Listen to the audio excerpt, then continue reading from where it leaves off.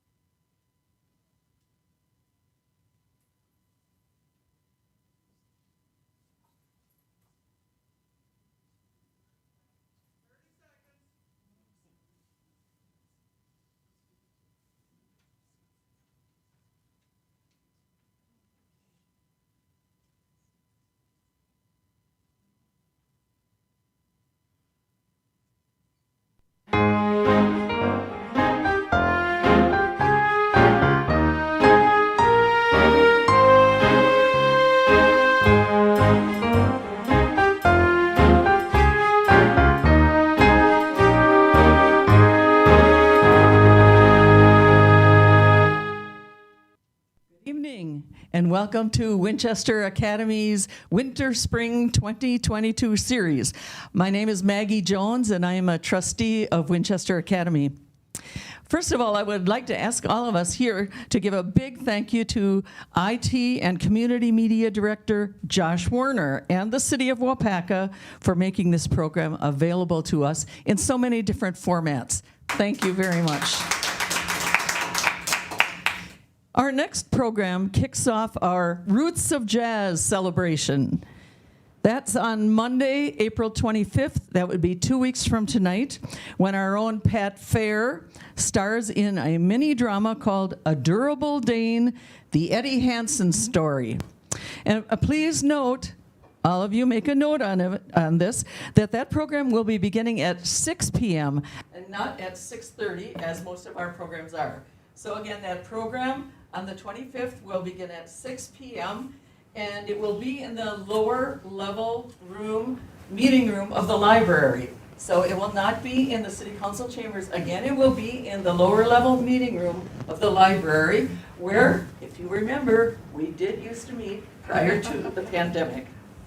And that program will be followed by a reception for the opening of the Waupaca Public Library's exhibit, Roots of Jazz. So there will be two events that evening. First, our program, The Durable Dane, followed by a tour of the library exhibit. And then our Roots of Jazz celebration continues on May 2nd and May 9th, 2 more Monday evenings. The event schedules are now available for all of the events that are part of Roots of Jazz. If you'd like more information about those events, you can find them at winchesterwaupaca.org.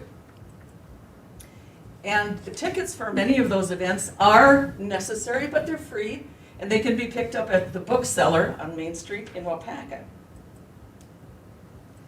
And please note that another change, the remaining programs in our Winter Spring series will be held, yes, live and in person, back in the Waupaca Library lower level meeting room. Programs will be taped for later viewing, but they will not be live streamed the way it is tonight. So those programs will be live, and it will be in the lower level meeting room of the library. Our program tonight will be followed by a Q&A session. If you have a question for our speaker, you can submit that question via Facebook Live or by telephone. The telephone number is 715-942-9917. I'll say it again, 715-942-9917. Tonight's program is sponsored by Kate and Mark Saunders. Thank you, Kate and Mark. We so appreciate it. So our speaker tonight is Xia Lee. He is a postdoctoral fellow at the Midwest Center of Excellence for Vector-Borne Disease, with a strong interest in the ecological dynamics of tick-borne disease. He has studied ticks since 2009. And for his PhD dissertation, he extensively studied the host-seeking behavior of the blacklegged tick through repeated collections over a period of 24 hours. Xia has collaborated also with the Mayo Clinic on several other studies investigating 2 newly emerging disease pathogens. So may I present to you our speaker this evening, Dr. Xia Lee.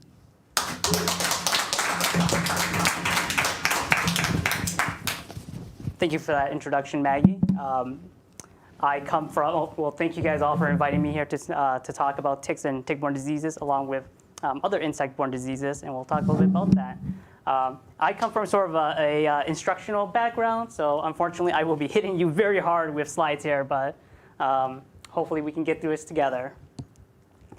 So when we think about insects, ticks, and diseases that are transmitted by both of those and all of those, in Wisconsin, it sort of falls into this broad category. And you can see this list of pathogens. And you can see that there are 3 organisms attached to these pathogens. And if you break it down, what you really have are a number of pathogens that are transmitted by ticks. Those are colored in blue.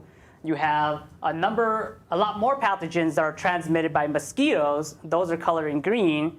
And there's one pathogen that's transmitted by fleas, and that's highlighted in black down there, and that is the plague. Fortunately for us here in Wisconsin, we don't have to worry about the plague because that does not circulate here. So we're going to eliminate the flea right off that picture. When we think about burden of disease in Wisconsin, and when we think about the number of cases that are reported to DHS on an annual basis, so this is data from 2014 to 2020, we have a large chunk of the pie here dedicated to one disease. Anyone want to take a shot at what that might be? Lyme disease. Lyme disease, excellent. And then there's another large brown chunk dedicated to another disease. Anybody? Anaplasmosis, excellent. And then the rest of it is just sort of a scattering of other pathogens and other diseases, babesiosis, dengue virus, Zika, malaria, Jamestown Canyon, and West Nile virus. And if you really break that down again, you'll see that 96% of the diseases or pathogens transmitted in Wisconsin are caused by ticks. And only 4% of that are transmitted by mosquitoes. And of those 4%, only 2% of those diseases are acquired locally. The others, such as malaria, Zika, and dengue, are acquired outside of the state and then are brought back, and then those individuals fall ill and then are diagnosed with that disease. But when you think about mosquito-borne diseases in Wisconsin, only 2% of diseases reported are caused by mosquitoes. A lot of it are tick-borne diseases. But that doesn't mean that mosquitoes aren't important, because as we all know, they are annoying as heck to deal with. They're out there in numbers that we ourselves cannot overcome. And so we do still have to consider them. And so this mosquito right here is called Culex pipiens. This is the mosquito that's responsible for transmitting the pathogen or the virus that causes West Nile virus in humans. And just sort of briefly to give you an idea of what that life looks like for that mosquito, the adults will lay eggs in water, and they need water. Half the life of the mosquito is in water. Those eggs will hatch into larvae. Then the larvae spend about a week in water, feeding and growing until they're able to grow into a pupa stage. And then that then becomes the adult, and then the adults will come out, look for blood, and then reproduce, and then lay eggs again in the water. And so this is important because wherever there is water that can stay as water for greater than 1 week, there's a good chance that a mosquito will colonize that little water spot. And so in the woods, you see ephemeral ponds all the time, ponds that are little areas that can hold water for more than 1 week. And in the woods, it's perfect habitat, right? You have water, you have leaf, you have food going in there for the mosquitoes. They love that stuff. In the city, we also find that tire piles are also a great breeding spot for mosquitoes. They hold water very well, And debris will fall in there, create great food and environment for mosquitoes. It's shaded too, and the mosquitoes proliferate and do very well. Around your homes, gutters. They are terrible when they are plugged with debris. They create great habitat, and they smell terrible too if they're clogged up. And mosquitoes love that. I've been in an area where there's just a house, nothing else around it, and yet there's still mosquitoes. And you can tell too, because when it rains, you can see water falling out of those gutters. So you're like, yeah, that's where the mosquitoes are coming from. And then in the city, we also have issues with catch basins. And so here's a colleague and I looking at these basins in the street that hold water, and they also make great habitats for mosquitoes. Around the house, there are other things too that can also be great habitat for mosquitoes. So here you see there's a bird bath that holds water for greater than 1 week. There are pots that hold plants, and if those plants get removed and those pots are left standing up like that, water could collect in them during the rain, when it rains, and then that also makes great habitat. And then little things like kids' pools, like that one. I used to have a neighbor who would have a pool like that, kiddie pool like that, right next to her house, and she wouldn't mow her lawn. She wouldn't take care of her weeds, and so the weeds would grow into that little kiddie pool. The rainwater would come in, and it's just mosquitoes coming out of it. And the funny part is, she doesn't have a kid. So it's like she was just doing that to taunt me, It's like there's a medical entomologist right next door to me. I'm just going to put this kiddie pool here, let mosquitoes accumulate, and see what he does about it. And so things like that, things that you don't think about. Even if that kiddie pool, if you took that, you were to flip that over, there's still a lip on it. So if it rains, it's going to catch on that, and mosquitoes could potentially breed in there and survive. And so the best way to reduce mosquito biting pressure around your house is just to remove anything that could hold water for greater than a week. So this is one of those catch basins. And so this was developed by the city engineers to hold water and to push water out of the city. But they didn't really consider the implications for mosquito growth and habitat in there. And these make for great mosquito habitat because they hold water over the course of the summer.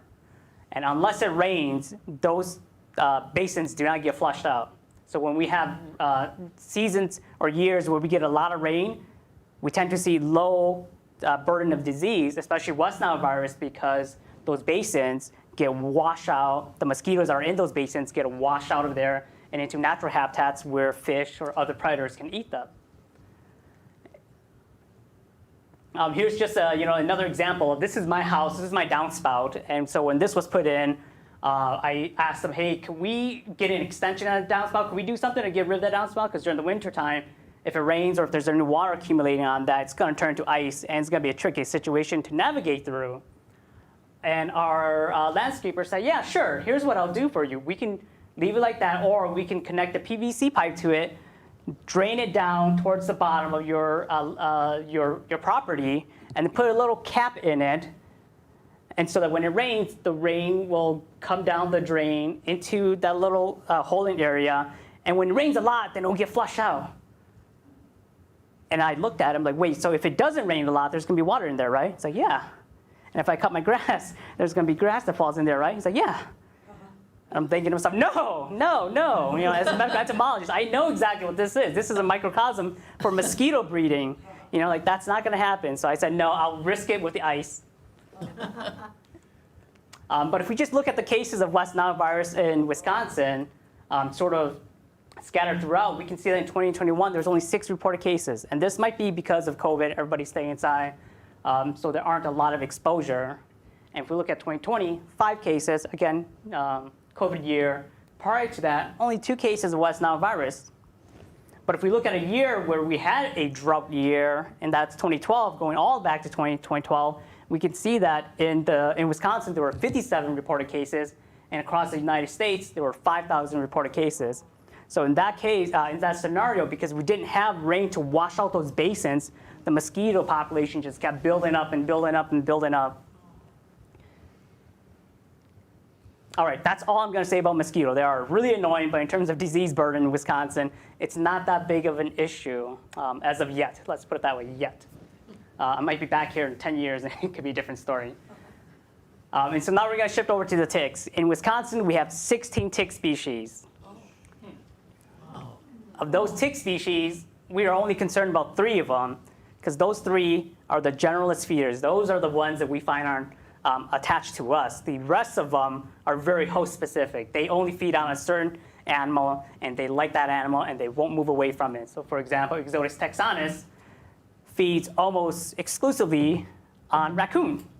So if you see a raccoon on the side of the road and you pick it up and look at it and you pull ticks off of it because you're like me and you're interested in ticks, you'll identify them as Ixodes texanus. But otherwise, outside of that, there's also a bunch of other ones that we almost never see when we do our tick collections, and we almost never see attached to people because they, again, are very specific to the animals that they like to feed on. So these are the 3 ticks that are problematic here in Wisconsin. So the first one on the top left is the Lonestar Tick, Amblyomma americanum. And this one's really easy to identify because it has a nice little white spot on it. Underneath that is the black-legged tick, or the deer tick, or the bear tick. So you may see me use the name interchangeably, but it's the same tick. It's in reference to the same tick.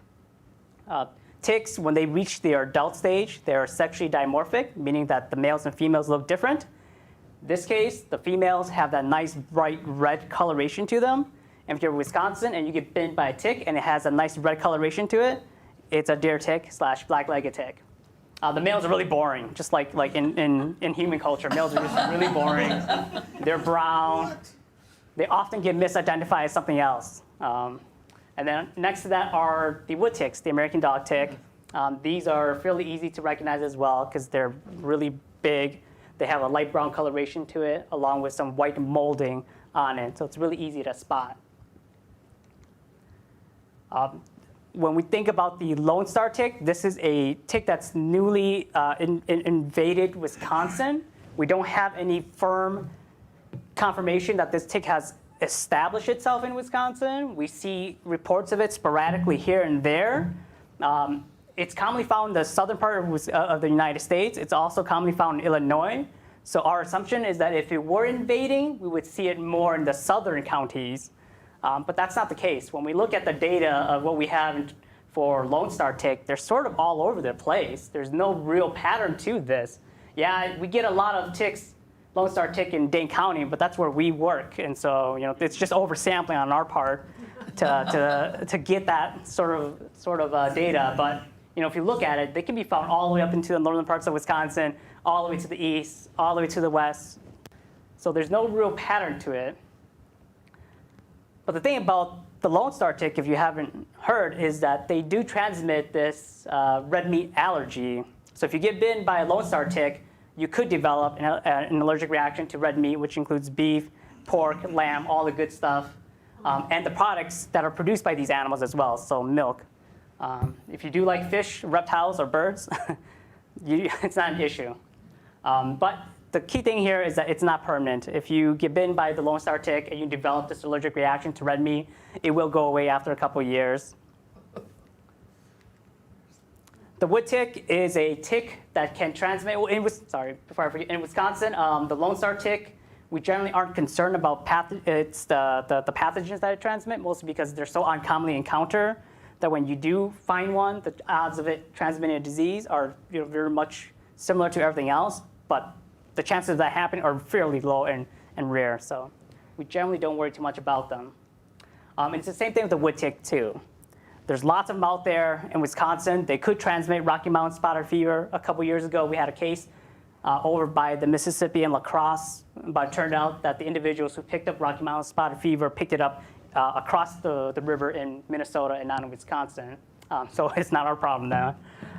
But it can also transmit tularemia, but in Wisconsin, it's very uncommon. So disease transmission for the wood tick is very uncommon in Wisconsin. They are pretty much a nuisance pest at this point. You go out into the woods, you get bitten by a wood tick, it just makes you angry. You just pull it off, call it a day. Oh, really? And so this is the meat of the problem in Wisconsin, right? The black-legged tick, the deer tick, as mentioned before, it transmits Lyme disease, which make up about 70% of the disease that are reportable to DHS on an annual basis. It can also transmit a number of other diseases: anaplasmosis, babesiosis, tick-borne relapsing fever, ehrlichiosis, and Paulson virus. And if you get bitten by a tick, it can also transmit multiple pathogens. So there's an individual in the Northeast last summer who was bitten by a tick and was infected with Lyme disease, anaplasmosis, and babesiosis at the same time. So it's unlikely to happen, but it could happen. So when you get bitten by a tick and you get treated for one of these diseases and you are still showing symptoms, maybe it could potentially be something else. When we think about the black-legged tick, we like to think of it. We like to think that it's got, so we know that it's got 3 active life stages and 1 inactive life stage, and that's the eggs down here. And then, like I mentioned before, there are the adults. The female has that nice bright coloration to it, easy to spot. The nymphal ticks, which is right below the female hair, looks just like the female, except for it doesn't have that bright orange coloration to it. It's more white, pale, or light brown in coloration. Throughout the United States, the deer tick or black-legged tick can be found in Wisconsin, Minnesota, the Northeast, and the southern parts of the United States. And in terms of the habitat where you might encounter these ticks, when we look at this image of this trail down this forest, you can see that it's pretty nice. It's picturesque, but this is also where you would encounter a deer tick. And that deer tick could be on the side of the trail, on the vegetation, waiting to grab onto you, or it could be on the trail itself. Consequently, for some odd reason, the wood tick and the Lonestar tick are not often found in this wooded habitat. You can still find them, but not as commonly as you would find the deer tick. And if you switch it the other way and you go into a more oak savanna or an open meadow like this, then the species sort of flip around a little bit too. So instead of encountering the deer tick, you're encountering the wood tick and the Lonestar tick in this habitat. So ticks have this behavior called questing. And this is in reference to their behavior where they will crawl up on vegetation, stick their hands out, and wait for someone or something to come by. And when they sense it, then they'll grab onto it. And they look kind of like this. They have sensors on their front legs, and so they use that sensor to sort of hone in on their hosts. And that behavior is important because that's, like I said, that's how they find you. That's how they find the animals that they need to feed on. And this image is a little bit complicated, and it's very busy. But what you need to know here is that ticks have a 2-year life cycle. If they're born this year, they'll survive until next year, and they'll have to go from their larval stage into their adult stage. And all the while they do that, every time they take a blood meal, they get an opportunity to pick up a pathogen. So important note here is that the larval tick, the very first life stage, where it can take a blood meal, that life stage is almost never born infected with the pathogen for Lyme disease. So if you get bitten by one of those, it's a nuisance, but it's almost always pathogen-free. It's not until it picks up a pathogen at that stage that it can transmit it during the next life stage, which is that nymphal stage. And that nymphal stage is the most important in terms of disease transmission. I'll cover that in a second here. But more importantly, whenever we talk about ticks and tick-borne diseases, we're always asked when are ticks most active. And it's complicated because they have a 2-year life cycle and there's a lot of overlap in their activity. And so if you follow along here, if we start in winter, we get adult ticks that come out first. As soon as it's warm enough, the adult ticks come out, they'll look to feed, and then by mid-spring, late spring, they start to peter off, and then we see an emergence of the nymphal ticks, the next life stage. Then the nymphal stage will feed for about a month or two, from early summer until late summer, and then they peter out. And then you get the larvae that come out, and then they feed for a couple months, and then they disappear, and then the adults show up back again in late September into October, and then they go into the winter. This is what we call the seasonal activity patterns for the Northeast. In Wisconsin, the nymph and the larva actually feed at the same time, which creates some really interesting disease dynamics that they don't see in the East Coast. I'm not going to talk about it here, but what I will say, so again, just a reminder that the nymphs are the most important for disease transmission because they are small and hard to detect.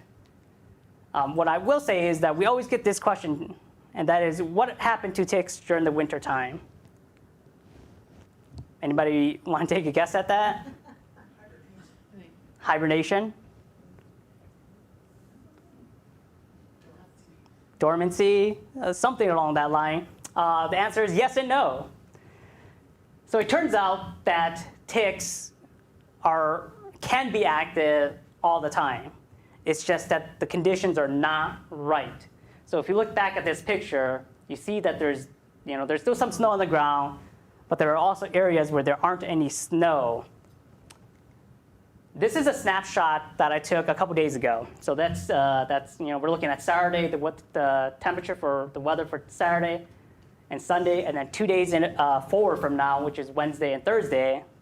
And if we draw an arbitrary line here at the 40 degrees, and that's what we call the activity threshold for ticks, if we draw a line there, you can see that for Saturday, there was only a small, about 6-hour window where the temperature was above 40 degrees.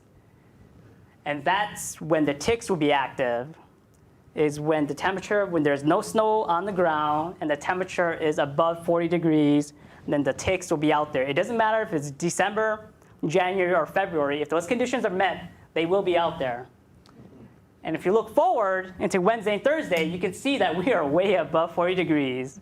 So they will be out there. They will be looking for a meal. So be careful if you're out there.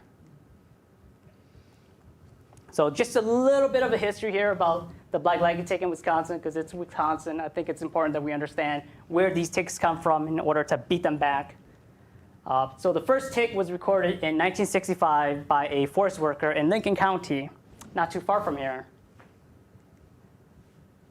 This is an image of the deer population in Wisconsin in 1912. So deer were overhunted in the southern part of Wisconsin, or across the United States. And they were pushed back into the northern parts of Wisconsin, where we still had some pockets of deer population there.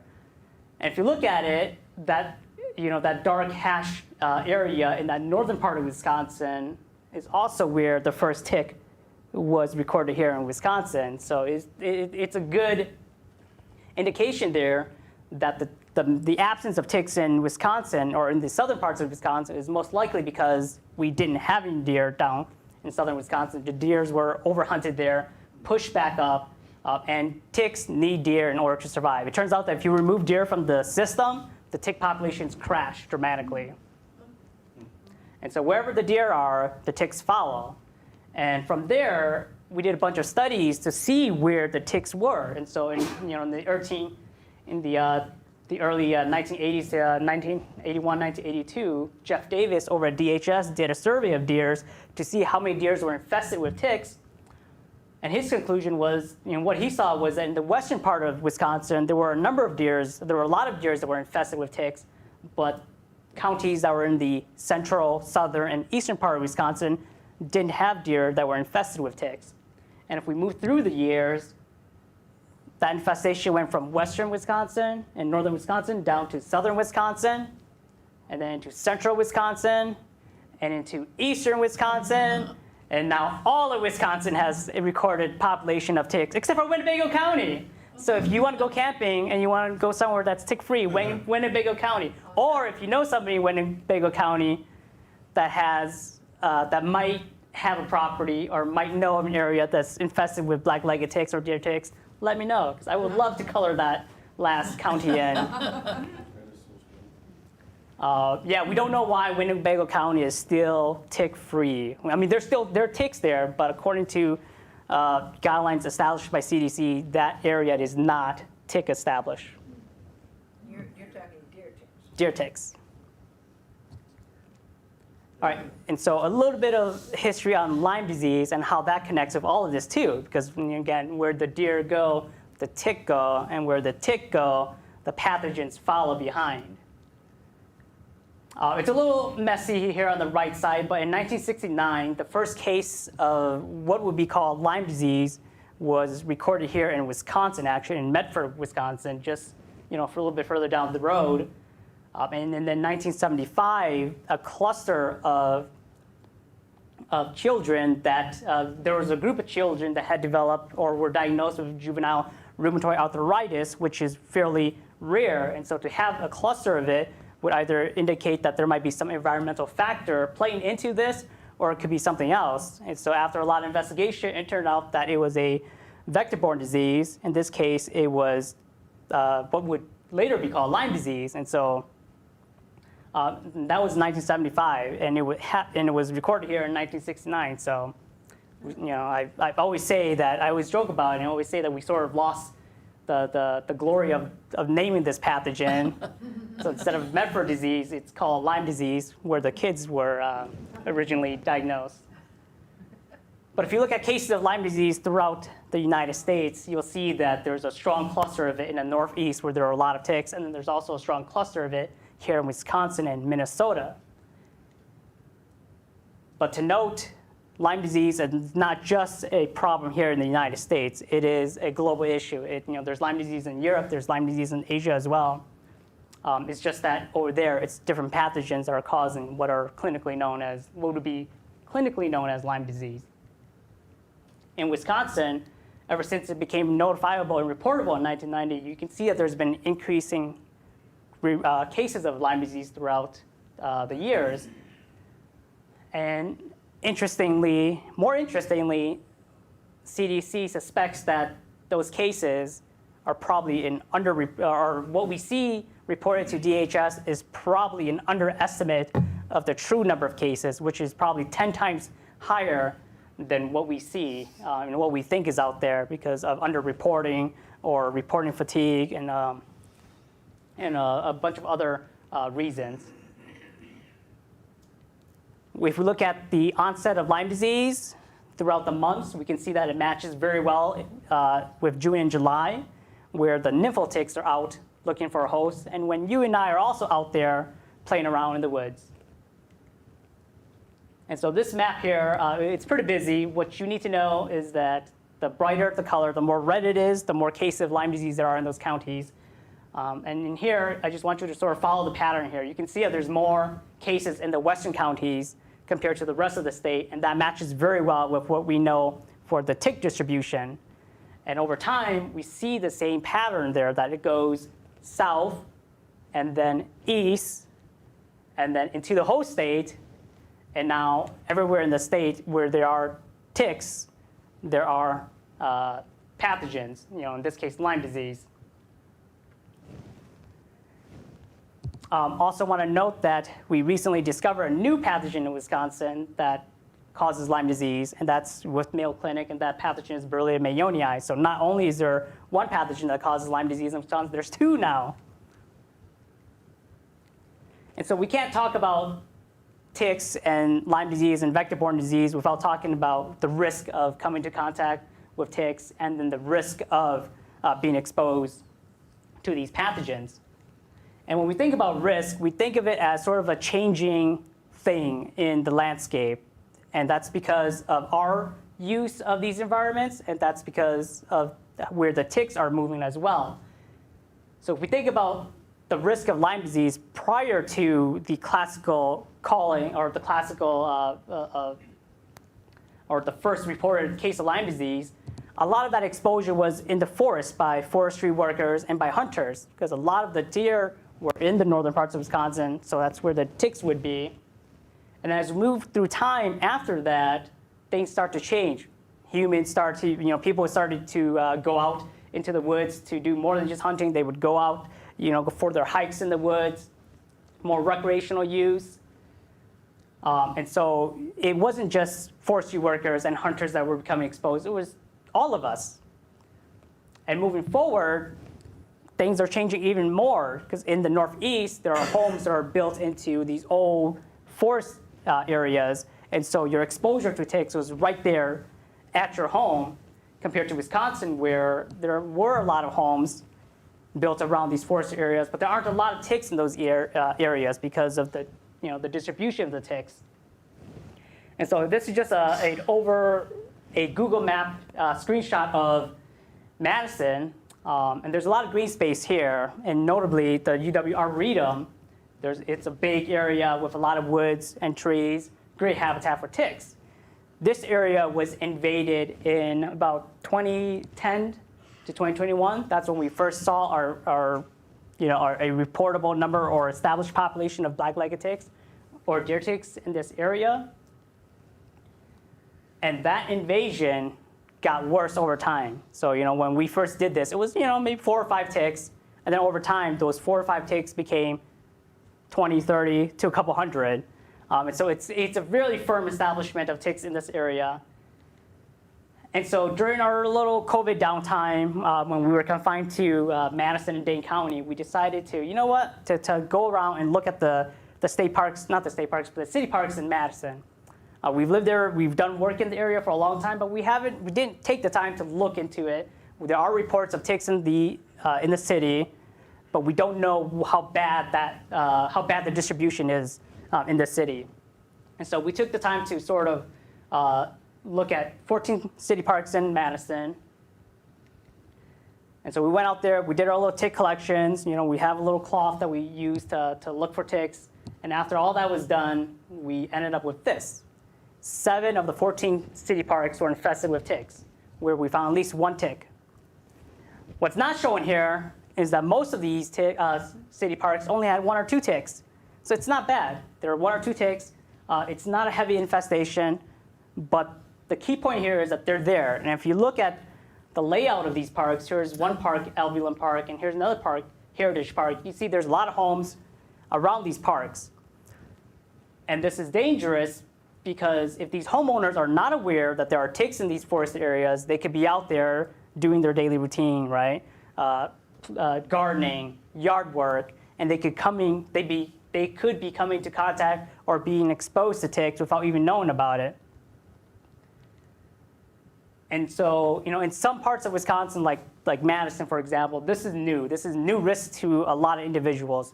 This image here is an image of, of a yard in Eau Claire. And for them, this has been the issue for the last decade or so. They've been dealing with, and they've been living with ticks in their backyard. In some parts of Wisconsin, it's a new concept. I'm sure here in Wapaka, it's probably not a new concept. You probably are exposed to ticks in your backyard all the time. But in different parts of Wisconsin, it's a different story. And so that's something that a lot of homeowners need to be aware of, that things are changing. You could be coming into contact with ticks in your own backyard without knowing about it. And as a public health entomologist, it would be wrong of me to go through all this without giving messaging, without providing messaging on how you can prevent tick-borne diseases or vector-borne diseases in this case. And so we always vouch for personal protective equipment. One thing that you can do is you can purchase these permethrin bottles that you can treat your clothes. And so they'll be good for 3, 4, 5, 6 washes. And when you have it on, you're out in the woods and a tick or a mosquito bites you, they'll get a lethal dose of insecticide and it'll kill them. Another thing is to use a repellent. So DEET, for example, is readily available. You can find that in the grocery store or any sort of store that you go to. And it works very well. It works for 3, 4, 5 hours, and it'll keep the ticks and mosquitoes off of you.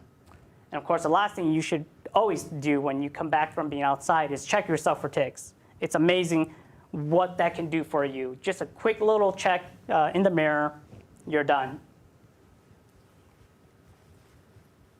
When it comes to repellents, DEET is the king. It's the best repellent that we have out there. It will protect you for 4 or 5 hours, and it'll protect you from all sorts of biting insects. Tick removal. All right, there are many recommendations on how to remove a tick. There are many ways that it's right. There are many right ways to do it, and there are a lot of wrong ways to do it.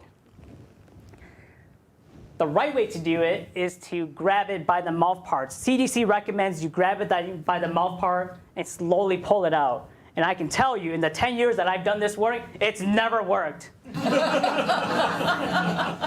can grab it by the mouth. The idea is that you're supposed to slowly coax it so that it will release its mouth parts so that you can pull it out. No, you either get you get the body and part of the head, but the mouth parts are sort of left in you. So you're left scratching this little teeth that's stuck in you. So that almost never works. What I've actually found out that works quite well is this little tick tornado thing. You put it underneath the tick, the mouth part, and you spin it around, and the mouth part comes right out. So if you see this in the store, I recommend you try it. For me, it's actually, I've only had the opportunity to try it once, and it's worked very well for me.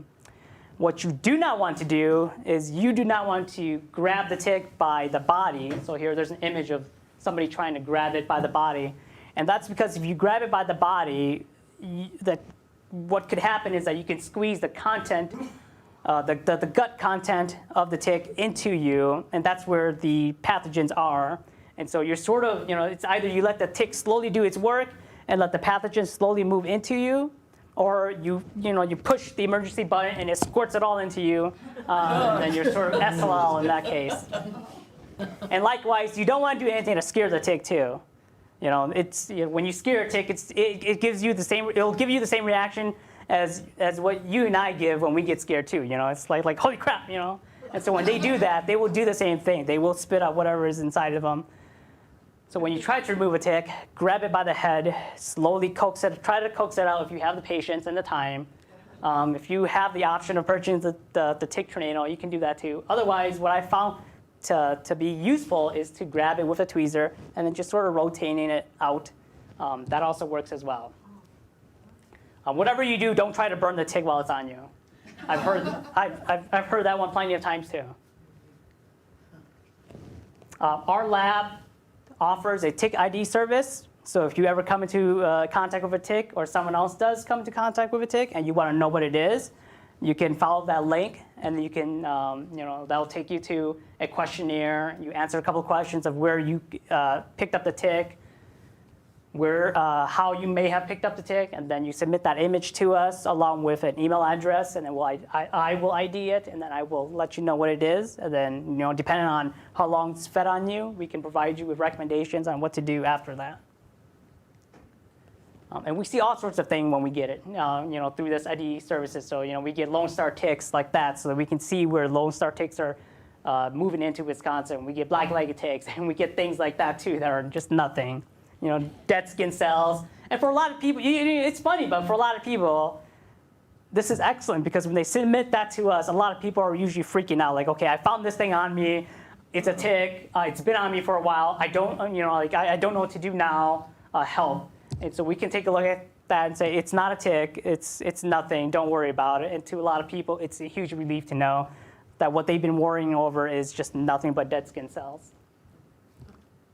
We had a couple of people submit bed bugs too, and it turns out when you tell them it's bed bugs, there tends to be a little bit of denial there. We also have the Tick app, which does the same thing. You can download it onto your phone whenever you're outside. It will give you a reminder as to whether or not it's a hot tick season, or if there might be ticks out there.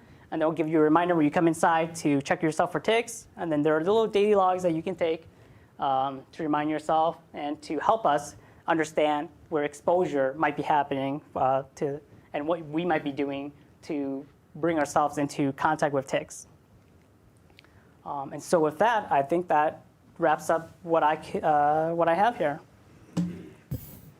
Okay, we can take questions from the studio audience. Want to remind you to step up to a microphone so everybody can hear the question. And then I'm going to repeat the phone number for anybody who's watching off-site. That's 715-942-9917. Sir, have you heard this conspiracy theory that the Germans planted ticks in the U.S. as biological warfare at the end of the Second World War? There's a lot of people who kind of follow emails and stuff about that. Yeah, I have heard that story. Unfortunately, it's not true because the genetics of the ticks are way different, right? We have two different species. We have the black-legged tick, which is Ixodes scapularis here in the United States, and then in Europe, and in that area, it's Ixodes affinis, or sorry, not affinis, it's Ixodes ricinus, and a bunch of other different species. So when you look at the genetics, they're completely different species. So. I worked for the Wisconsin DNR for 35 years in forest management, and well, been retired 10 years now. 15 years ago, we were marking some timber for a timber sale just south of Waupaca here in the town of Dayton. And it was our little game at lunchtime. 3 of us in the truck, and we wore the Carhartt brown pants. And when we got to 100 deer ticks, then we quit and eat our lunch. Yeah, I wish we had you help us for tick collections. We'd be done in a hurry. Yeah. Oh, Go ahead. About, am I No. on? Okay, now? Yes. Okay. About the time that I had my first encounter with the deer tick and Lyme disease, I read an article that about, looking for ticks and identifying them. And what was most memorable to me in that article was the statement that the deer tick was about the size of a comma, in an ordinary newsprint. I had only been acquainted with the big ticks that got on our dog, right? But that tiny little tick is so much harder to see. And I just wonder if that is common knowledge. I mean, in your talk, like tonight, talking about identifying ticks, they all looked medium to large. But I think it's really important for people to know how tiny it is. If you're going to look for ticks on your body, you have to look for something awfully small. yeah, absolutely.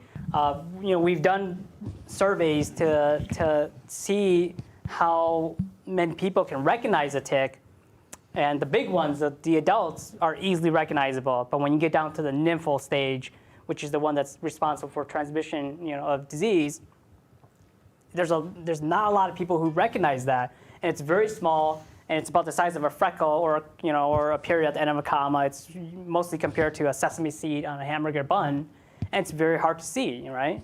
And so yes, we realize that there's a lack of there's a knowledge gap there, that a lot of people don't recognize that there's a smaller life stage that's very hard to see, that's probably responsible for transmission of disease. And so, it's part of our job to sort of increase the messaging on that. But again, it's very hard to get that out there because, a lot of people will see a nymphal tick and they'll know that it's small, but then, it's one thing to realize that it's small. It's one thing to spot it on yourself, right? Mm-hmm. And that's the hardest part, is trying to do that. Dr. Lee, it's my understanding that if you remove the tick that's bit you, within 24 hours, you're less likely to get the pathogen. Is that true? Yes, but it also depends on what pathogen it is. If it's a Lyme disease pathogen, then yes, you have about a 24 to 36-hour grace period, and that's because it takes the bacteria 24 to 36 hours to mobilize from the gut into the mouth parts to come out. And so that's why you should never shock or scare the tick, because then instead of going through that whole process to get into you, it goes directly through the mouth right into you. So yes, you do have a grace period for the Lyme disease pathogen. For other pathogens, it's a bit less than that. It's about maybe 12 hours for anaplasmosis. For Powassan virus, it's almost direct. As soon as you get bitten by it, you have maybe 30 to an hour or two before it goes into you. So yeah, you do have a little bit of a grace period. I have 2 questions. One, there is you know more about this than I do. I don't know much about it at all, but there's something been developed where they can they can infect mosquitoes in some way so they can't breed. And is that possible to develop something like that for ticks? And secondly, do ticks have predators? Ticks do have predators. Unfortunately, they don't work as amazingly, as well as we would want them to. We could try to create some sort of tick that, very much like the mosquitoes, that would interfere with their reproduction or interfere with their offsprings. But the problem with ticks is that they live for 2 years, right? They're slow-lived, And because of that, it's hard to do it, because if you release a population, they could be dead before they transmit the DNA to the next generation, as opposed to mosquitoes, where their livelihood is only about a week or 2 weeks. And so they go through lots of generation in 1 year. So it's easy to incorporate that into their population. With ticks, it's 2 years. So in some areas, it could be 3 years. When you were talking about the mosquitoes, moisture seemed to be a big factor. With the ticks, maybe less so. It's more temperature that makes them proliferate. Is that true? Yes and no. So with ticks, they are, despite the fact that they are extremely hard to kill in your finger and to crush, they are very sensitive to desiccation. And so, black-legged ticks, for example, don't survive very well in the open meadows and prairies because it's really hot and dry there. Wood ticks and Lonestar ticks do very well there. But in terms of black-legged ticks, they have to be in that moist, humid, forested area in order to survive and proliferate. With mosquitoes, wherever there's a pool of water, you will most likely find them. And for them, the ambient isn't that big of an issue. Are there studies that show what percentage of the tick population is able to transmit? Like how many are infected? They're not all infectious, are they? Right. Well, they all have the ability to transmit, but the number of ticks that are infected with a pathogen is relatively small. So for the nymphal ticks, it's about 20%. 20% of ticks are infected with the pathogen that causes Lyme disease. With the other pathogens, it's much lower. Anaplasmosis, for example, is down to about 10, 15%. Babesiosis is down towards 3 to 5%. So when you think about that compounded with the fact that only maybe, in my experience, whenever I've had a tick on me, it's only been always one tick. It's never, I've never had 10 to 20 ticks on me in one time. And so when you consider that there's maybe just one tick on you, and there's a 20% chance of that tick being infected, it's a little bit lower in terms of your risk. But in Wisconsin, because we know that the infection prevalence for the Lyme disease pathogen is about 20%, if you do get bitten by one, the physicians will treat you. So where are they picking it up? From deer or? From small rodents. So Rodents. mice, shrews, chipmunks. That is the other host, then small rodents and things like that is where they pick up the limes? Yeah, so when we think about the animals that the tick feed on, with the deer, we like to think of that as sort of like a nightclub where the adults can go and hang out and do their thing. But when it comes to pathogens, they are terrible for pathogens. Deer can eliminate the Lyme disease pathogen inside of them, so they aren't good hosts for that. But it's the mice, the chipmunks, the shrews, and the voles that are great hosts for those pathogens. And when you consider the life cycle of the ticks, which I didn't really spend a lot of time talking about, those smaller life stage, the larva and the nymph, they love to feed on those smaller rodents. And so you can see the issue there, right? They love to feed on those rodents that are infected with the pathogen, and they're really good at maintaining those pathogens inside of them. So things just sort of snowball out of control in that scenario. I think you told us that there were 2 other diseases besides Lyme disease that are transmitted by the deer tick. Can you tell us about the other 2? My understanding is, I forget the name, but it begins with Erlich. Erhlicia. Okay. That it can be fatal. A more serious disease than even Lyme disease? I'm not sure about the clinical manifestation of the disease and whether or not it's serious or not, but even with Lyme disease, there's a lot more complications that goes into that story. So with Lyme disease, you could be infected with a strain of Lyme disease that just might be mild. You might just end up with a cold-like symptom and you're done. Your body clears it, you're good to go. Or you could get infected with a strain that's highly invasive and then cause all sorts of problems inside of you. And so even with Lyme disease, it could go in either direction depending on the strain that you're infected with. With Erhlicia, I'm not sure what the clinical manifestation there and whether or not it's more severe compared to the other. But what I do know is that when you do get infected with that pathogen, your symptoms are very similar to Lyme disease, flu-like symptoms, and so forth. And then the other one, there's another handful of other pathogens. There's babesiosis, which is a protozoan. That one's a little bit different. With Erhlicia, anaplasma, and Lyme disease, all of those are bacteria. So if you get infected with Lyme disease and you take the antibiotics, there's a good chance that that's going to clear all the other two as well. Babesiosis is a protozoan, which is a different organism, and that's not going to get cleared out by antibiotics. And so that needs a different set of treatments. I've heard that people say if you put Vicks or petroleum products on a tick and it'll back out. Any truth to that? Again, you don't want to scare it, right? Because if you do that, all you're doing is suffocating the poor thing, and it might freak out. And at the very least, you just have a dead tick attached to you.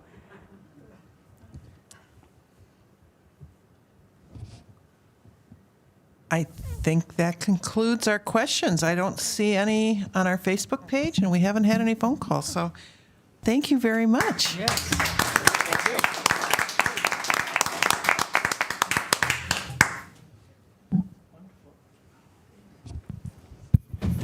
program. I enjoyed the program.